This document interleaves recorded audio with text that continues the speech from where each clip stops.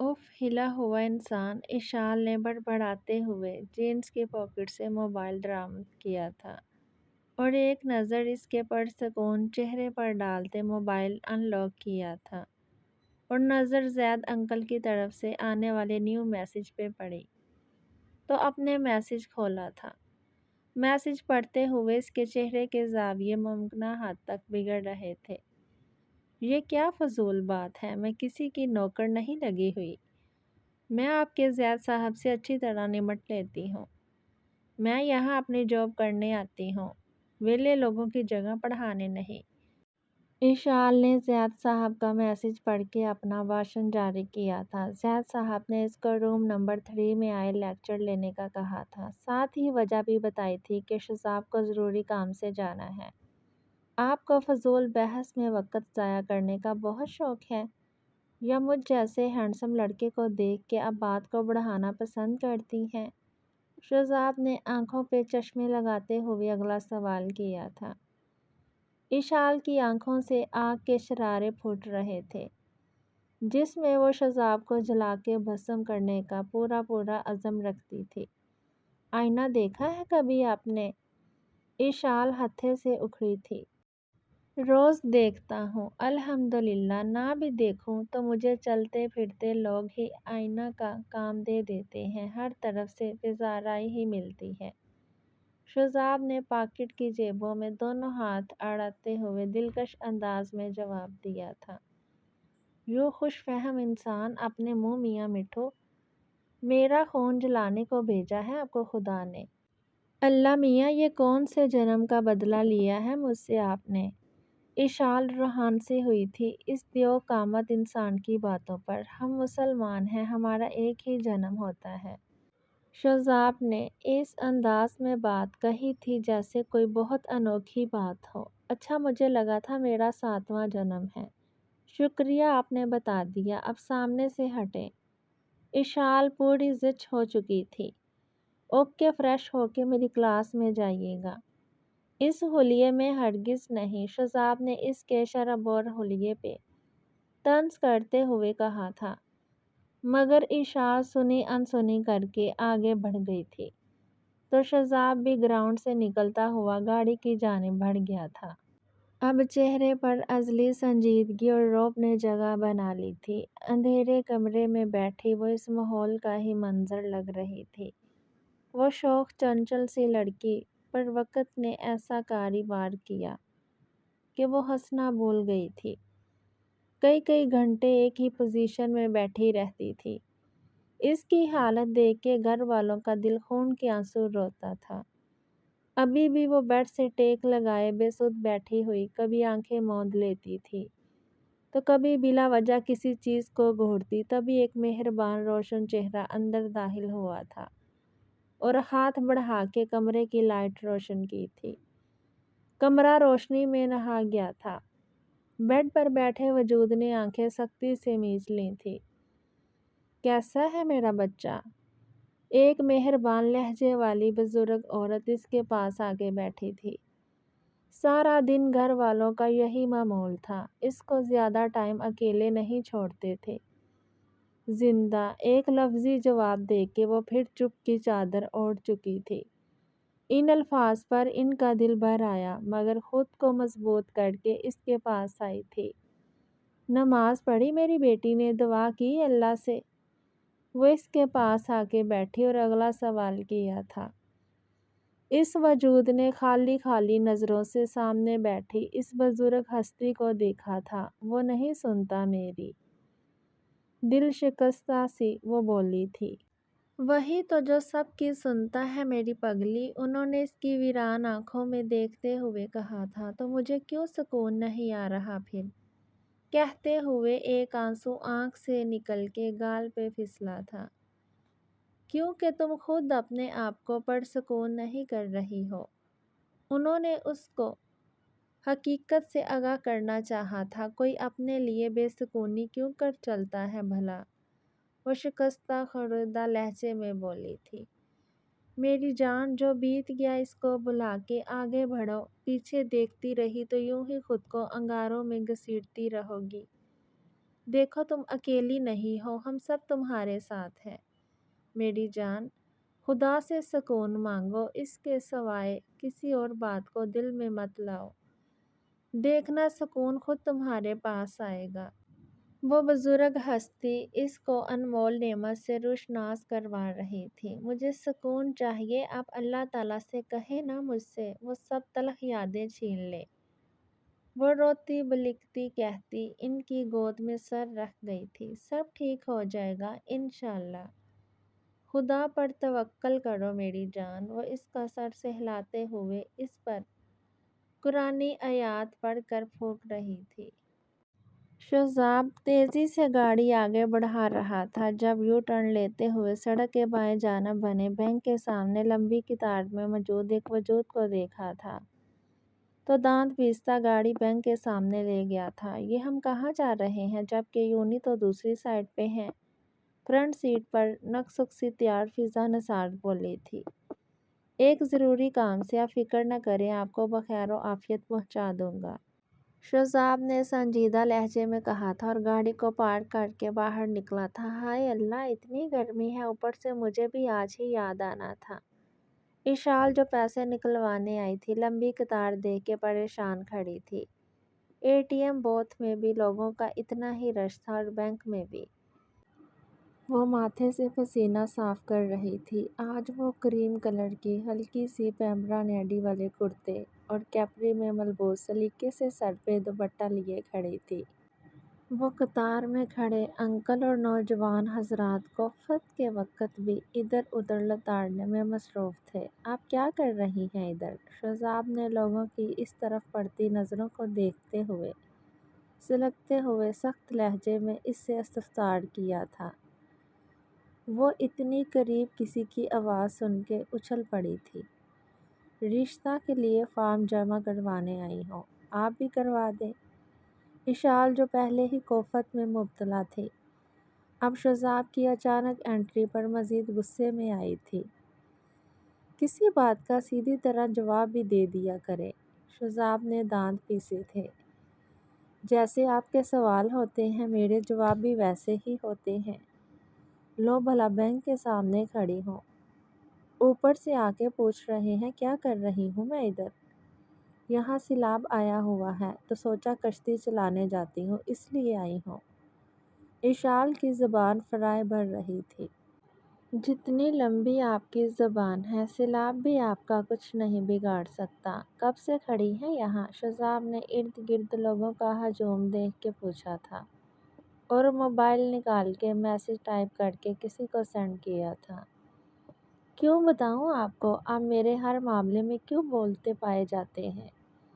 ذرا آج بتا دیں مجھے۔ اشال نے مشکوک نگاہوں سے شوزاب کو دیکھا تھا جو اس کے ہر معاملے میں گھسنے کی کوشش کرتا تھا۔ اس کا خود اشال کو نہیں تھا پتہ، مجھے پاگل کتے نے کاٹ لیا ہے اس لیے۔ شوزاب نے بھی تیکھے لہجے میں جواب دیا تھا۔ اشال نے بولنے کو منہ کھولا تھا تو وہ اس کو گھورتے ہوئے پھر بولا تھا، چپ، آواز نہ آئے اب آپ کی، دماغ کو زیادہ چلانے کی ضرورت نہیں ہے۔ زید صاحب کی بیٹی ہیں آپ تو اس لیے میں۔ شوزاب نے اس کو بات سمجھانی چاہیے۔ تو کیا آپ بھی مجھے بیٹی بنا رہے ہیں؟ اشال کہاں چپ رہنے والی تھی، بیچ میں ہی شوزاب کی بات کاٹ کے بول پڑی تھی، ان کی زبان کسی دن مجھ سے کچھ برا کروا دے گی۔ Control yard شوزاب۔ شوزاب نے خود کو کول رکھنے کی کوشش کی تھی اور ایک سلگتی نظر اشال پر ڈالی تھی۔ اب آپ کی آواز آئی نا تو مجھ سے برا کوئی نہیں ہوگا۔ کتنی اماؤنٹ چاہیے؟ شوزاب نے اس کو وارن کرتے ہوئے اگلا سوال کیا تھا۔ وہ ہنوز چپ کھڑی رہی۔ آپ سے کچھ پوچھ رہا ہوں اشال میں۔ شوزاب نے اب اشال کو گھورتے ہوئے پہلی بار اس کا نام یوں بے تکلفی سے لیا تھا۔ اشال اس کو دیکھ کے رہ گئی تھی، خود ہی تو کہا تھا آواز نہ آئے۔ اشال اس کی تیز آواز سن کے تھوڑا دھیمے لہجے میں بولی تھی، موڈ کا ستیہ ناس ہو گیا تھا، بینک آ رہی تھی تو پچھلے روڈ پہ گاڑی خراب ہو گئی تھی، اب پیسوں کے لیے خوار ہونا پڑ رہا تھا، اوپر سے کلاسز کی ٹائمنگ ختم ہو رہی تھی، और रही सही कसर इस पहाड़ जैसे इंसान ने पूरी कर दी थी। मेरे साथ आए। वो मोबाइल पर मैसेज देखता, इसको साथ आने का कहता। मतवाज़न चाल चलता, अंदर की जानिब बढ़ा था। वो भी मजबूरन पीछे चल दी थी। ठीक 10 मिनट बाद वो मतलूबा रकम लेके शोज़ाब के साथ बाहर निकली थी। शुक्रिया, इशाल ने कहा था। अब इतना तो कहना बनता था। शोज़ाब ने एक तीखी नज़र इसके सुस्ते हुए चेहरे पर डाली थी। गाड़ी किधर है आपकी? शोज़ाब ने इसके शुक्रिया का जवाब देना मुनासिब न समझा था और अगला सवाल किया था। वो पिछले चौक पे हैं। इशाल ने अब की बार सीधा जवाब दिया था। वो किस खुशी में इधर पार्क की हुई है? शोज़ाब को इस लड़की पे अब सही मायनों में तैश आया था। खराब हो गई थी तो सामने ही एक वर्कशॉप थी, तो वहाँ ठीक होने को दे आई हूँ। कल सुबह तक ठीक होगी। मैं क्रीम बुक करवा लेती हूँ। इशाल ने शोज़ाब को कहा था। आपको पता है आप जैसे नमूने सालों बाद पैदा होते हैं। 3-4 सेकंड बाद शोज़ाब की आवाज़ गूंजी थी, इसकी कम अक्ली पे, जो अच्छी खासी रकम यूँ क्रीम में ले जाने का प्लान कर रही थी। मतलब? इशाल को अब गुस्सा आया था। मेरे साथ आएं, मैं भी यूनिवर्सिटी जा रहा हूँ। आज शाम तक गाड़ी भी ज़हीर आपके पास पहुँचा देगा। शोज़ाब ने इसको साथ चलने का बोलते हुए गाड़ी की जानिब कदम बढ़ाए थे। इसकी कोई ज़रूरत नहीं, मैं खुद रिसीव कर लूँगी। और ये क्या आपने ज़हीर को अपना नौकर बनाया हुआ है? वो पढ़ने आता है यूनिवर्सिटी, आप जब देखो इससे कोई ना कोई काम करवा रहे होते हैं। इशाल इसके पीछे चलते हुए सवाल जवाब कर रही थी। वो अचानक मुड़ा था। इशाल फ़ौरन अपनी जगह पर सेटल हुई थी, वरना टक्कर हो जाती थी। आप इस सब की फ़िक्र छोड़ें, अगली बार यूँ मुझे मुँह उठा के घूमती फिरती नज़र मत आए, वरना आपके वालिद साहब से जो ड्यूटी ज़ैद साहब को दी है, वो मजबूरन मुझे करनी पड़ेगी। शोज़ाब इसको वार्न करते आगे बढ़ गया, जबकि इशाल इसकी बात पर चिढ़ गई थी। कुछ भी बोलता है ये इंसान। वो गाड़ी का पिछला डोर खोल के बैठ गई थी। तभी इसने फ्रंट सीट पर नज़र डाली तो एक मॉडर्न सी लड़की पे नज़र पड़ी थी। ओह, तो ये चक्कर है, मौसम का चक्कर चल रहा है। अब मज़ा आएगा। शोज़ाब आवाज़। इशाल की आंखों में शरारत ही शरारत थी, जिससे बेखबर शोज़ाब गाड़ी स्टार्ट कर चुका था। कहाँ रह गए थे शोज़ी? फ़िज़ा निसार ने लाड से पूछा था। साथ ही एक नज़र इशाल के चेहरे पर डाली, जैसे पहचानने की कोशिश की हो। जबकि शोज़ी कहने पे इशाल कोशिश के बावजूद अपनी हंसी रोक न पाई थी। इसके हंसने पर फ़िज़ा ने इसको मुड़ के देखा, जैसे इसकी दिमागी हालत पे शक हो, जबकि शोज़ाब ने बैक साइड मिरर से इसको तासुब से देखते हुए सर हिलाया था। एक ज़रूरी काम था, शोज़ाब ने लठ मारे अंदाज में जवाब दिया था और सारा ध्यान ड्राइविंग पे लगा दिया था। ये कौन है शोज़ी? बामुश्किल 1 मिनट गुज़रा होगा, फिर फ़िज़ा निसार की बेकरार आवाज़ गूंजी थी, जिसे सुन के इशाल के लब मुस्कुरा उठे थे। अरे, आप क्यों परेशान हो रही हैं? ये बस मेरी कोई 2 मिनट पहले के 2 मिनट के मौसिम हैं, इशाल ने अपने अल्फाज में कहा था। जबकि शोज़ाब इस बददिमाग लड़की को देख के रह गया था। उल्टी खोपड़ी। शोज़ाब ने दांत पीसे थे। ये आपकी यूनिवर्सिटी में लैब इंस्ट्रक्टर हैं फ़िज़ा, और मिस इशाल ये स्टूडेंट हैं इसी यूनिवर्सिटी की। क्लियर? शोज़ाब ने संजीदा से लहजे में दोनों का तारफ़ करवाया था। अंदाज़ ऐसा था अब आवाज़ ना आए किसी की। ये जाने बगैर अब तो बातों का एक सिलसिला शुरू होने वाला है। ओ, कभी देखा नहीं आपको वहाँ? अब के फ़िज़ा ने एक अदा से अपने डाई बाल पीछे करते हुए पूछा था। मैं हर किसी को नज़र नहीं आती ना, इसलिए। फ़िज़ा आपकी क्या लगती हैं ये शोज़ी साहब? आई मीन असिस्टेंट प्रोफेसर साहब, इशाल ने मज़ा से कहते हुए बैक मिरर में देखा था, जहाँ शोज़ाब शोज़ी कहने पर इसको घूर रहा था। तो इसने फिलफोर दरसंगी की थी। ये फ़िज़ा एक अदा से कहने लगी, मगर इससे पहले ही शोज़ाब बोल चुका था। ये मेरे अंकल की बेटी है, और अगर आपकी तफ्तीश ख़त्म हो गई हो तो यूनिवर्सिटी आ चुकी है। शोज़ाब ने गाड़ी पार्क करते हुए इनको मतवज्जा किया था। फ़िज़ा धूप से बचती निकल के आगे बढ़ गई थी। شذاب گاڑی لاک کر کے مڑا تو اشال کی آواز کانوں سے ٹکرائی تھی۔ شکریہ آج کی مدد کے لیے مسٹر شوزی۔ مسٹر شذاب عباس، آپ کی بندی پیاری ہے مگر میک اپ زیادہ کرتی ہے بس۔ ہائے اشال کھلکھلاتی کہتی آگے بڑھ گئی تھی۔ وٹ ربش! شذاب بندی لفظ پہ تل ملا کے رہ گیا تھا۔ وسیع ہال میں اس وقت ٹی وی اسکرین کے اس پار بیٹھے لوگوں نے ادھم مچا رکھا تھا۔ حیدر صاحب انہماک سے ٹی وی اسکرین پر نظریں جمائے ٹاک شو سن رہے تھے۔ صباحت بیگم زلیخا بیگم سے باتوں میں مشغول ہونے کے ساتھ ساتھ ڈائننگ ٹیبل سیٹ کر رہی تھی۔ تبھی ہال کا مین ڈور اوپن ہوا تھا اور ایک طوفان اندر داخل ہوا تھا۔ السلام علیکم میری زندگی! اشال چیختی اندر داخل ہوئی تھی۔ صباحت اس کو ایک ماہ بعد اپنے سامنے دیکھ کے جی اٹھی تھی۔ سب چھوڑ چھاڑ اس تک پہنچی تھی اور اپنی آغوش میں لیا تھا۔ زلیخا بیگم کا حال بھی اس سے کم نہ تھا۔ حیدر صاحب بھی فوراً بازو کھول کے کھڑے ہو گئے تھے۔ وہ ماں کی پیشانی چومتی باپ کی باہوں میں سما گئی تھی۔ ایک سکون و طمانینت کا احساس اس کے رگوں پا میں سرایت کر گیا تھا۔ یہ سب سے محفوظ پناہ گاہ تھی اس کے لیے۔ ایک پل کو اس کی آنکھیں نم ہوئی تھیں مگر وہ خود کو سنبھال گئی تھی۔ کیسے ہیں میرے سپر مین؟ اشال نے ہنستے ہوئے پوچھا تھا۔ اپنی لیڈی کو دیکھ کے بالکل فٹ۔ حیدر صاحب خوشی سے بولتے ہوئے اس کو پیار کیا تھا۔ ارے مجھے بھی ٹھنڈ ڈال دو، زلیخا بیگم نے جان سے پیاری پوتی کو دیکھتے ہوئے کہا تھا۔ مائی ڈارلنگ آ رہی ہوں، اشال نے ہنستے ہوئے کہا تھا اور جا کے زلیخا بیگم کو چٹا چٹ پیار کیا تھا۔ بس بس بوڑھی ہڈیاں ہیں میری، زلیخا بیگم نے کہا تھا۔ وہ تینوں ان کی بات پہ ہنس دیے تھے۔ یوں اچانک کیسے پروگرام بنا؟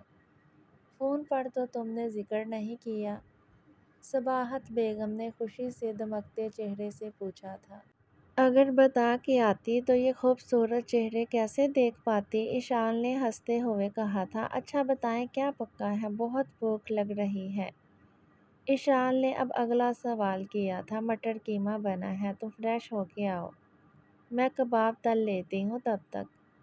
صباحت نے اشال کا چہرہ دونوں ہاتھوں میں لیتے ہوئے پیار سے کہا تھا۔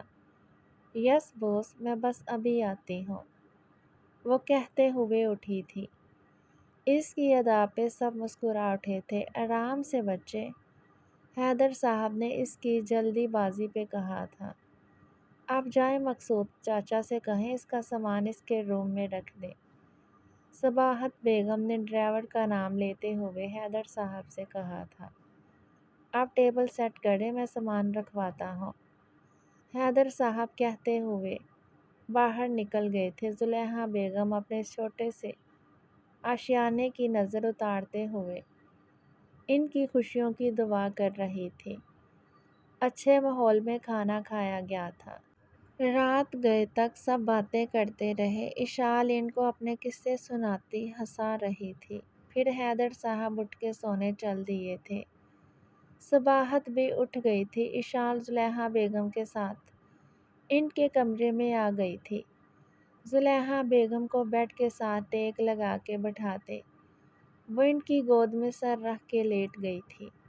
میرا پیارا بچہ، زلیخا بیگم نے اس کے بالوں میں انگلیاں پھیرتے ہوئے لاڈ سے کہا تھا۔ میری پیاری دادو، اشال نے ان کے ہاتھ کا بوسہ لیتے ہوئے عقیدت سے کہا تھا۔ دادو ایک بات پوچھوں؟ اشال کی آواز گونجی تھی۔ اشی پوچھو میری جان، زلیخا بیگم اپنائیت سے بولی تھی۔ ان دادی پوتی کا رشتہ دوستی کا ہی تھا۔ دادو یہ زندگی اتنی مشکل کیوں ہوتی ہے؟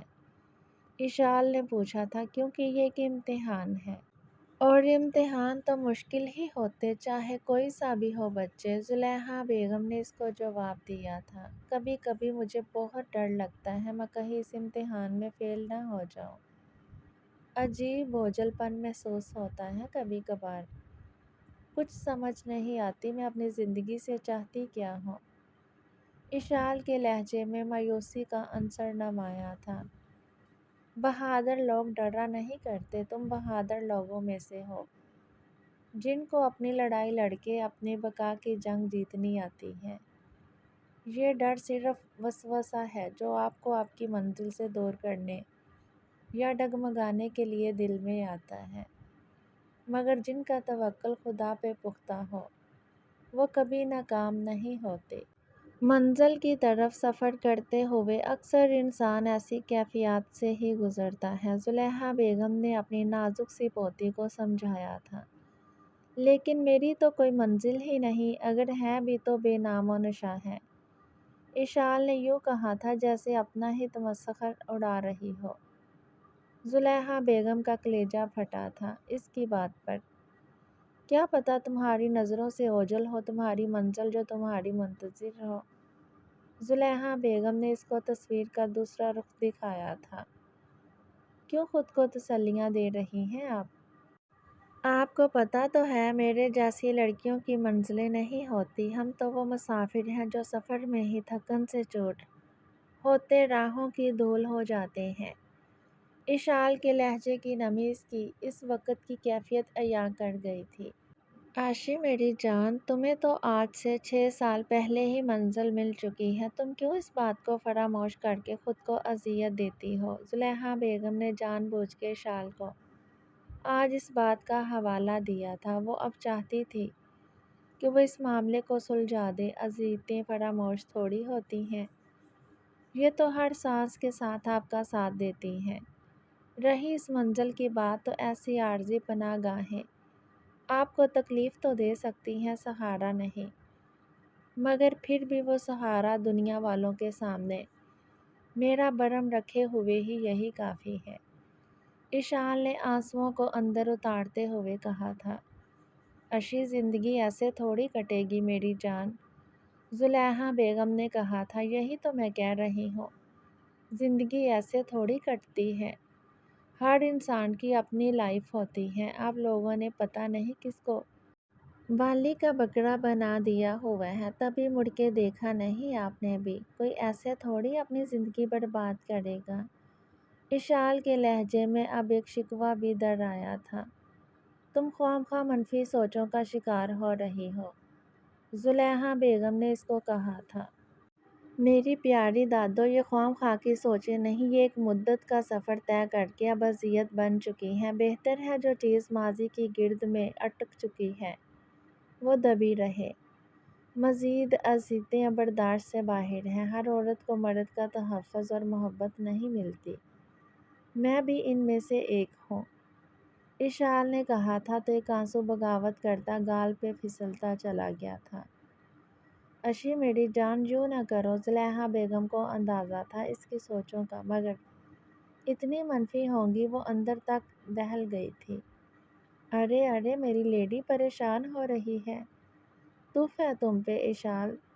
دادو آپ ریسٹ کریں، اتنا وقت ہو گیا ہے، کل بات کرتے ہیں اب چلے لیٹ جائیں۔ اشال زلیخا بیگم کو مزید گفتگو سے باز کرتی ان کو اب سونے کے لیے لٹا رہی تھی۔ تم بھی وقت پر سو جانا اب، زلیخا بیگم اس کو تاکید کرتی لیٹ گئی تھی۔ اشال گڈ نائٹ کہتی باہر نکل آئی تھی۔ اشال اپنے کمرے میں آئی تو کھڑکی سے باہر چمکتے آسمان نے اس کو اپنی جانب متوجہ کر لیا تھا۔ وہ کھڑکی کے پاس کھڑی پوری آب و تاب سے چمکتا چاند دیکھنے لگ گئی تھی۔ راس ہے مجھ کو شب تنہا، آوارہ چاند سرطانی ہوں میں، میرا سیارہ چاند ان کو شیر کرو، اندر کی بات کہوں موسم رات گھٹا، سورج ایک تارا چاند میں نے جیتی یہ بازی ہے، رات گواہ تھک کر پلٹا چوندھویں شب، پھر ہارا چاند لہروں لہروں پر چھائے، پامال ہوئی دیکھ رہا ہے حسرت سے بے چارہ چاند، میں ٹھہری من جوگن شب بھر کا ہے، کو ساتھ میرے پھرتا ہے مارا مارا۔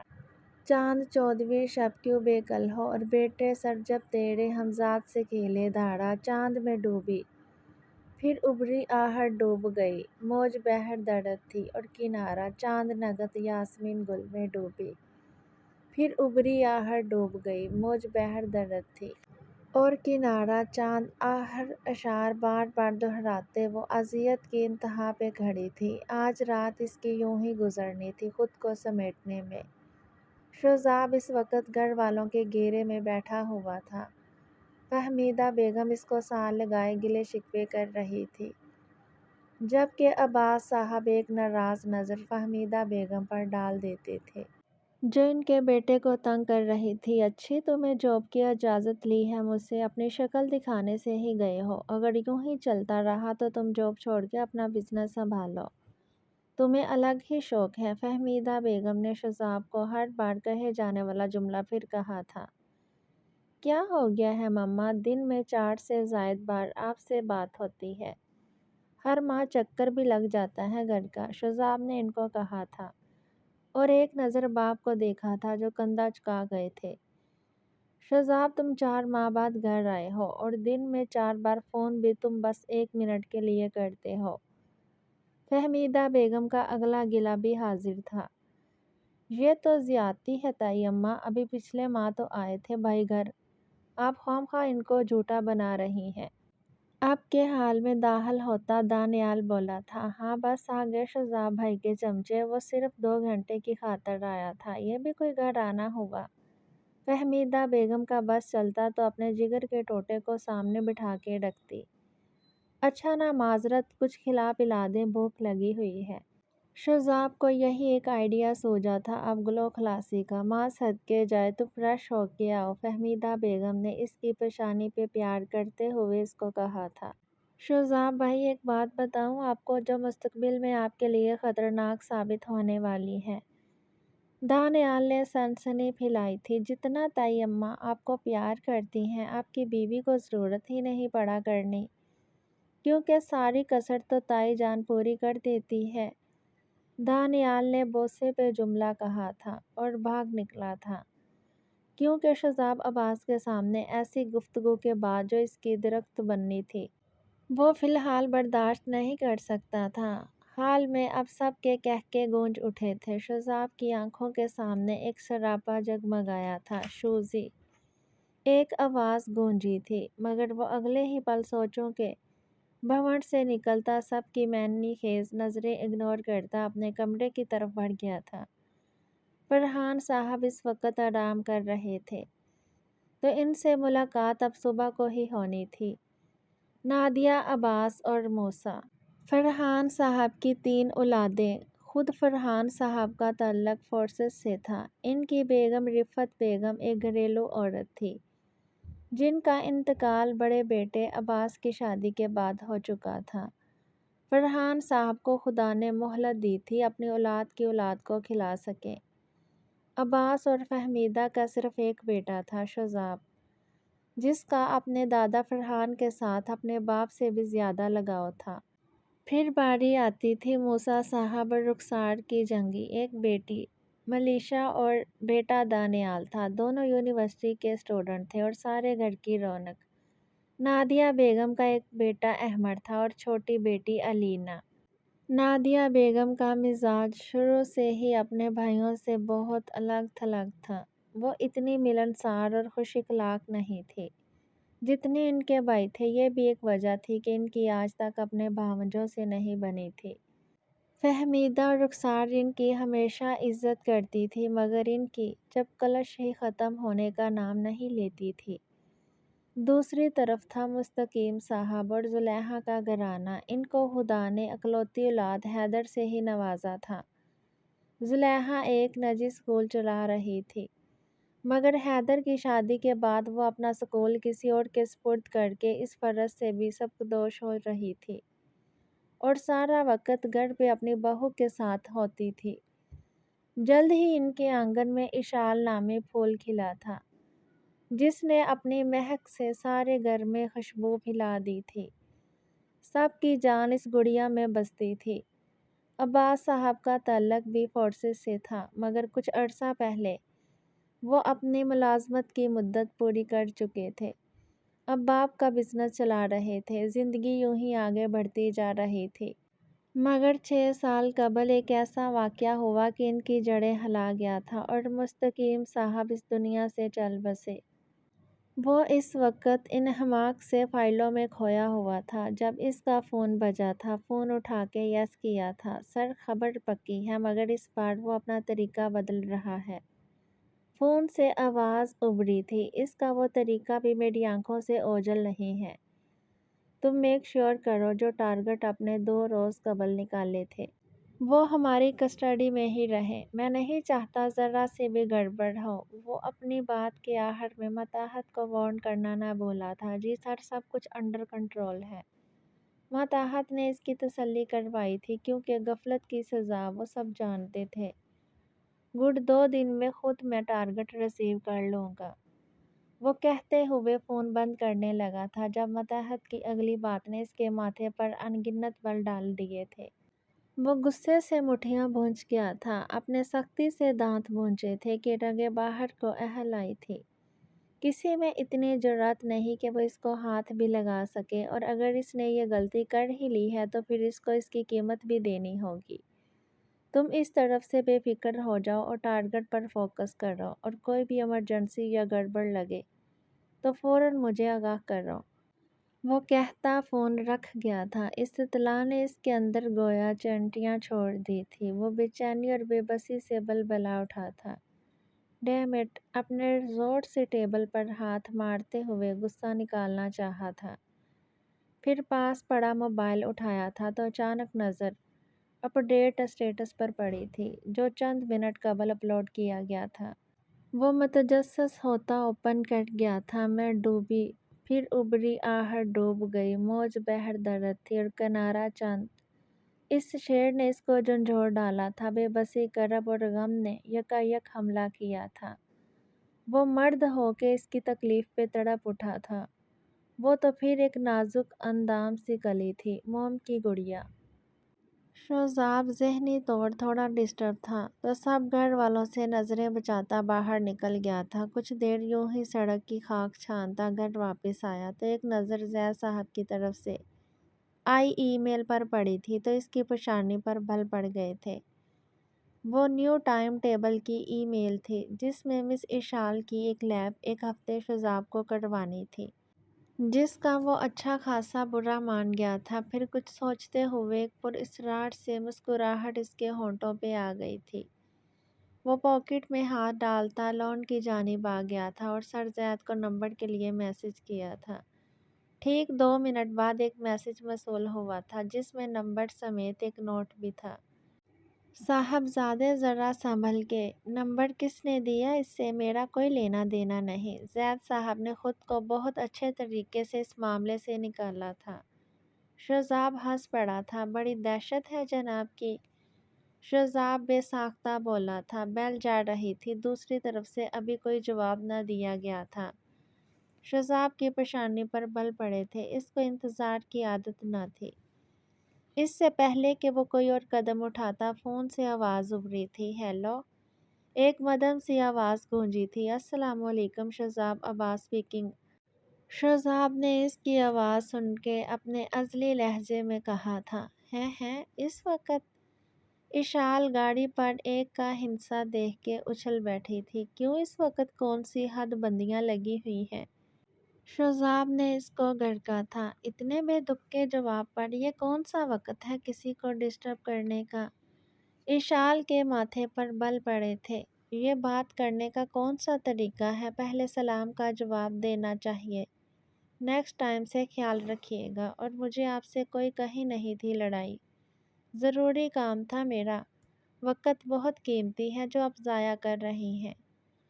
شوزاب نے جان بوجھ کے اس کو چڑھایا تھا، ہاں جی گپے تو آپ اس شوزی والی سے لڑاتے ہیں نا؟ اشال کو اب ایک بات یاد آئی تو فوراً بولی، دیکھیں miss Ishal, don't call me that word Shozi. Shozab چڑھا تھا، وہ جو اس کو چڑھانا چاہتا تھا الٹا خود چڑھ گیا تھا۔ او تو یہ بات ہے، یہ حق صرف ایک کو ہی دے رکھا ہے، مسٹر مجنوں۔ اشال اب تکیہ گود میں لے کے بیٹھی کچھ دیر پہلے والی غمگین کیفیت سے نکل آئی تھی، مگر آواز ابھی بھی بھاری تھی جو اس کے رونے کا واضح ثبوت تھی۔ آپ روئی ہیں کیا؟ شوزاب جو اس کی آواز میں اتار چڑھاؤ محسوس کر رہا تھا، بالآخر بول پڑا تھا۔ ایک پل کو خاموشی چھائی تھی۔ نہیں، میں کیوں رونے لگی بھلا؟ ایک منٹ، آپ مجھے ایک بات بتائیں پہلے، آپ نے میرا نمبر کہاں سے لیا ہے؟ اشال نے مضبوط لہجے میں کہتے ہوئے اب بات بدلی تھی، جبکہ شذاب سرد سانس خارج کر کے رہ گیا تھا۔ آپ کوئی سیل بیٹی ہے کیا؟ شذاب نے سوال کیا تھا۔ نہیں، اشال نے حیرت سے سوال کے بدلے اس کے سوال کا جواب دیا تھا۔ بھلا اس سوال کی ٹھیک کوئی سیاسی شخصیت؟ شذاب کا اگلا سوال بھی حاضر تھا۔ نہیں، اب کہ اشال نے بیزاری سے کہا تھا۔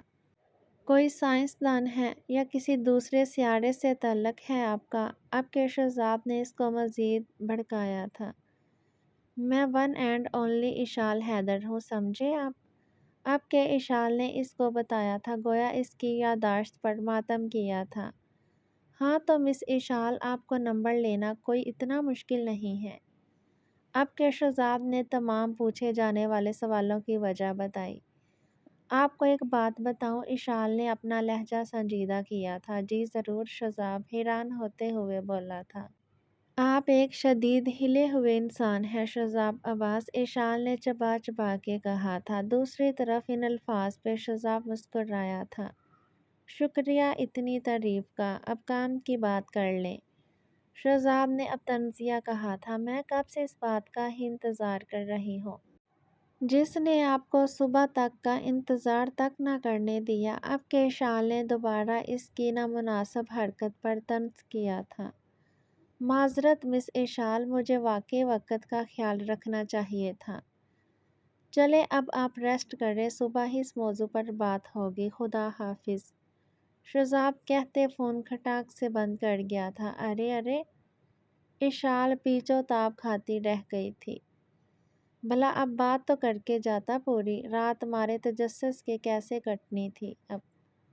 مسٹر شوزی، آپ کو تو اب میں دن میں تارے چاند دکھاؤں گی۔ اشال نے خود سے عہد لیا تھا اور بڑبڑاتی سونے کو لیٹ گئی تھی۔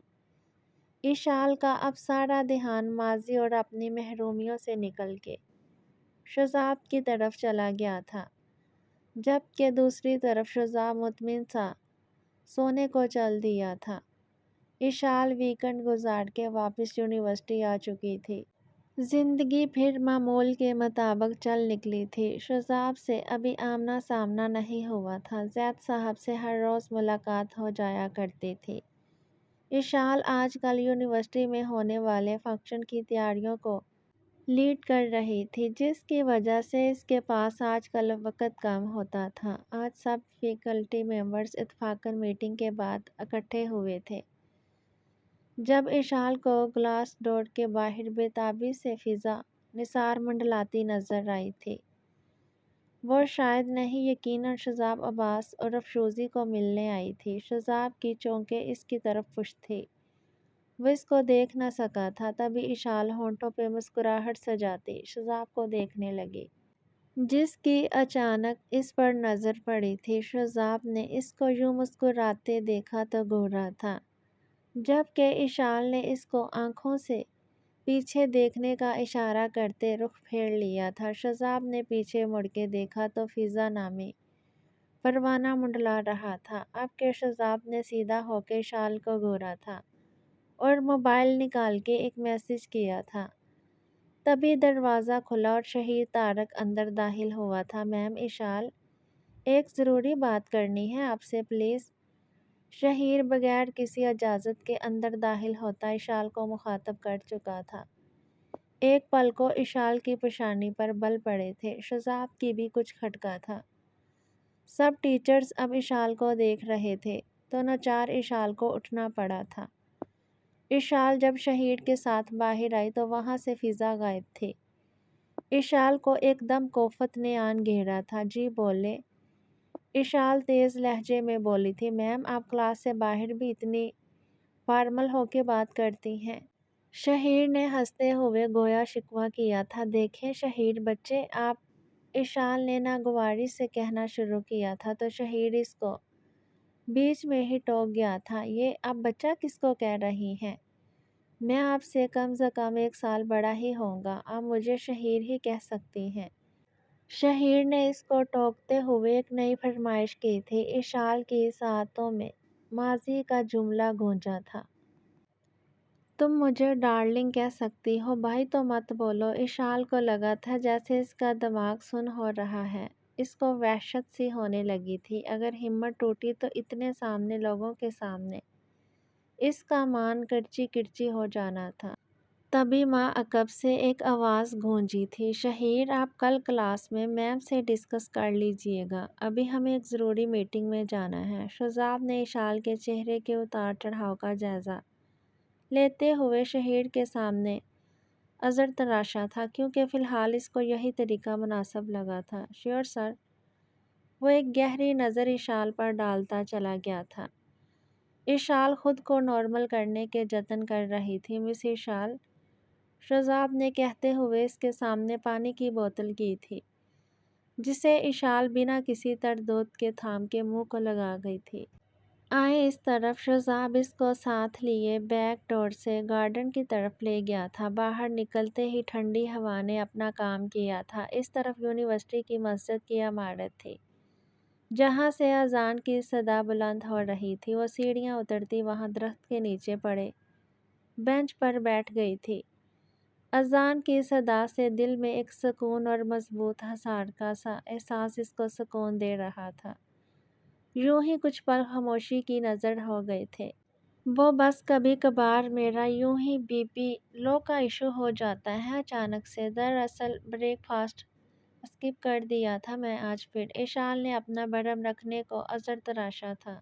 اس وضاحت پر شذاب نے ایک نظر اس کے تھکے چہرے پر ڈالی تھی، جہاں اب سراسیمگی کا بسیرا تھا۔ یہ ایک نہایت خراب عادت ہے آپ کی۔ نیکسٹ ٹائم سے ایسا نہیں ہونا چاہیے، ورنہ آپ کے خلاف میں خود کمپلین کروں گا، زید صاحب سمیت آپ کی فیملی کو۔ شذاب نے مزید خریدنے کی بجائے اس کے عذر کو سچ مانتے ہوئے کہا تھا۔ اشال روکھی سی ہنسی تھی۔ شکریہ، اشال نے شذاب کو بولا تھا۔ شکریہ کی کوئی بات نہیں، آپ زید صاحب کی بیٹی ہیں اور وہ میرے عزیز ہیں، تو اتنا آپ کا خیال رکھنا میرا فرض بنتا ہے، شذاب نے نپے تلے الفاظ میں کہا تھا۔ تو اشال نے شذاب کو دیکھا تھا۔ زید صاحب کی بیٹی بولا ہے میں نے۔ آپ اب فضول بولنے سے پرہیز کرنا۔ شذاب نے اس کو منہ کھولتے دیکھا تو فٹافٹ پچھلی ملاقات کا حوالہ دیتے ہوئے بات کی تھی۔ اشال ہنس پڑی تھی۔ چلیں اب آپ جائیں اپنے کیبن میں، وہاں آپ کو کچھ کھانے کو بھجواتا ہوں، مجھے نماز کے لیے جانا ہے، شذاب نے سنجیدگی سے کہا تھا، اور اشال کو پہلے بات وہ اچھا لگا تھا۔ مجھے امپریس کرنے کو نماز پڑھنے جا رہے ہیں کیا؟ نہ چاہتے ہوئے بھی اشال یہ سوال کر گئی تھی۔ نماز کس کے لیے پڑھتے ہیں؟ شذاب نے بنا برا مانے سوال کے بدلے سوال کیا تھا۔ خدا کے لیے اور اپنے لیے، اشال بولی تھی۔ تو پھر آپ کو کیوں کر یہ خیال آیا کہ میں آپ کو امپریس کرنے کے لیے نماز کے لیے جا رہا ہوں؟ الحمدللہ مسلمان گھرانے سے تعلق رکھتا ہوں، جہاں تربیت میں نماز سرفہرست شامل ہوتی ہے۔ شذاب نے مناسب الفاظ میں اپنی بات مکمل کی تھی۔ چلیں یہ تو ایک اچھی بات ہے، کیونکہ آج کل کی نسل میں یہ بات عام نہیں ہے، اشال نے افسوس سے یہ بات کہی تھی۔ خدا سب کو شعور دے، آپ اداس نہ ہو، ہم اپنی نسل کی تربیت اسی بات کو بنیاد بنا کر کریں گے۔ اب آپ جائیں، مجھے لیٹ کروا رہی ہیں، اور پھر آپ نے کہنا ہے میں آپ کو امپریس کر رہا ہوں، شذاب نے ہنستے ہوئے کہا تھا۔ میں نے اب انسانوں سے متاثر ہونا چھوڑ دیا ہے، چلے خدا حافظ، اشال کہتی گارڈن کی حدود عبور کر گئی تھی، جبکہ شذاب اس کے الفاظ پر غور کرتا مسجد کی طرف بڑھ گیا تھا۔ اس وقت کمرے میں موجود وہ تینوں ٹیبل کے ارد گرد اپنی فائلز اور لیپ ٹاپ کھولے بیٹھے ایک کیس ڈسکس کر رہے تھے۔ وہ سربراہی کرسی پر بیٹھا، وہ آج بھی سیاہ ٹی شرٹ میں ملبوس تھا۔ سر، وہ ایک عرصے سے غیر قانونی سرگرمیوں میں ملوث رہا ہے۔ شروع میں کئی ڈکیتی کی وارداتیں اس کی سرپرستی میں ہوئی ہیں۔ جب باپ کو بڑا عہدہ ملا تو اس کو اور شہر مل گئی ہے۔ ایک ماتحت نے اس کی تفصیلات سے آگاہ کرنا شروع کیا تھا۔ میری معلومات کے مطابق وہ پچھلے کچھ عرصے سے تعلیمی اداروں میں ڈرگس کا کام بڑے دھڑلے سے کرتا پایا جا رہا ہے۔ मगर कोई सबूत नहीं छोड़ता, दूसरा मातहत भी बोला था। मगर इस बार तो आपने हद ही ख़त्म कर दी है। इसके बुरे दिन शुरू हो गए हैं क्योंकि इसने अब इस घिनौने कामों में सिर्फ नाज़ुक को भी शामिल कर लिया है। 2 लड़कियों को वो शीशा में उतार चुका है। मुझे इस वक़्त का इंतज़ार है जब वो इनको मिलने के लिए किसी ठिकाने पर बुलाएगा। यही एक तरीका है कि हम लड़कियों को रेस्क्यू करते हुए इस गिरोह के सरगना तक पहुंच जाएं। वो माथे पे सोचों का जाल लिए बोल रहा था, मगर सर, इस काम में बहुत खतरा है और कुछ इसके बाप की पार्टी बहुत भारी है। वो अपने बेटे पर कभी नाम नहीं आने देगा। पहला मातहत बोला था, हम इसके डर से रुक तो हरगिज़ नहीं सकते। इस बार हार इनका मुकद्दर होगी। मैं खुद देख लूँगा क्या बिगाड़ सकते हैं वो मेरा, वो गिड़ाते हुए बोला था। डीआईजी की बेटी की सिक्योरिटी में किसी किस्म की कोताही नहीं होनी चाहिए। मज़ीद कोई अपडेट हुई तो मुझे फ़ौरन इन्फॉर्म करना। इस केस में मौजूद हर इंसान की सरगर्मियों पे नज़र रखो और कल वो निज़ाम आबाद वाले केस की फ़ाइल मुझे मिल जानी चाहिए। अब आप लोग जा सकते हैं। वो इन दोनों को हदायत देता हुआ अपनी कुर्सी छोड़ के खड़ा हो गया था। इनके जाने के बाद वो भी एक ज़रूरी काम से निकल गया था। शहज़ाब को अपने अपार्टमेंट आए अभी 20 मिनट हुए थे। फ्रेश होके वो टीवी ऑन करके बैठा, हालाते हाज़रा पर एक नज़र डाल रहा था जब पास पड़ा मोबाइल बजा था। फ़ोन घर से आ रहा था। अस्सलाम वालेकुम। शहज़ाब ने यस करते हुए फ़ोन कान से लगाया था। वालेकुम अस्सलाम, कैसे हो बेटा? घर आ गए हो या अभी भी बाहर मारे मारे फिर रहे हो? शहज़ाब की आवाज़ सुनते ही फ़हमीदा बेगम शुरू हो चुकी थी। वो इनकी फ़िक्र पे मुस्कुरा उठा था। क्या हो जाता है आपको मम्मा? आ गया हूँ मैं घर। खाना भी खा लिया है, अब रेस्ट कर रहा हूँ। आप सुनाएं, तबीयत कैसी है आपकी? शहज़ाब ने इनको तफसील बताते हुए बात बदली थी। हाँ, तबीयत भी ठीक ही है। शहज़ाब, तुम्हारी फूफो आ रही है, फ़हमीदा ने धीमे लहजे में इत्तला दी थी। चले, अच्छी बात है, शहज़ाब ने आम से लहजे में कहा था। मुझे लगता तुमने ठीक से सुना नहीं। शायद मैं कह रही हूँ तुम्हारी नादिया फूफो आ रही है। अब के फ़हमीदा ने परेशानी से अपनी बात दोहराई थी। क्या हो जाता है आपको मम्मा? क्यों डरती हैं आप फूफो से इतना? अदब व एहतराम अपनी जगह, मगर आप लोग हद करते हैं। वो हमेशा की तरह इनके बेजा डर से फिर चिढ़ा था। मैं यूं ही नहीं इनसे खार खाती बेटा, मगर इस बार तो डर है कि वो कहीं फिर रिश्ते वाली बात ना छेड़ दे। फ़हमीदा बेगम अपना डर ज़बान पर ले ही आई थी। मम्मा, आप सब जानती तो हैं। एक पल खामोशी के बाद शहज़ाब ने जवाब दिया था। मेरे जानने से क्या होता है बेटा? फ़हमीदा ने फिर उदासी से कहा था। मेरे ख्याल में फिर अब सब बातें खुल जानी चाहिए। अब के शहज़ाब ने ठोस लहजे में कहा था। इस बात के लिए तुम्हारे बाबा कभी नहीं मानेंगे बेटा। जब से आपा के हार्ट पेशेंट होने का पता चला है वो पहले ही बहुत परेशान है, फ़हमीदा बेगम ने कहा था। मामा पहले ही एक महाज लड़ रहा है, इसका इख्तिताम पता नहीं क्या होने वाला है। मैं मज़ीद किसी झंझट में नहीं पड़ सकता। मैं अपनी ज़िंदगी का फ़ैसला बहुत पहले ही कर चुका हूँ और वो अटल भी है, शहज़ाब ने आपके पुख्ता लहजे में कहा था। फ़हमीदा खामोश ही रही थी। मामा फ़िक्र न करें, मैं खुद मौका दे के पप्पो को समझा दूँगा। और फिर दादाजी भी तो यही हैं। आप प्लीज़ टेंशन मत लें। घर में बताएं सब कैसे हैं? शहज़ाब इनकी परेशानी भांप के इनको तसल्ली देता बात बदल गया था। फिर इधर उधर की बातें करके वो माँ का ध्यान बटा गया था।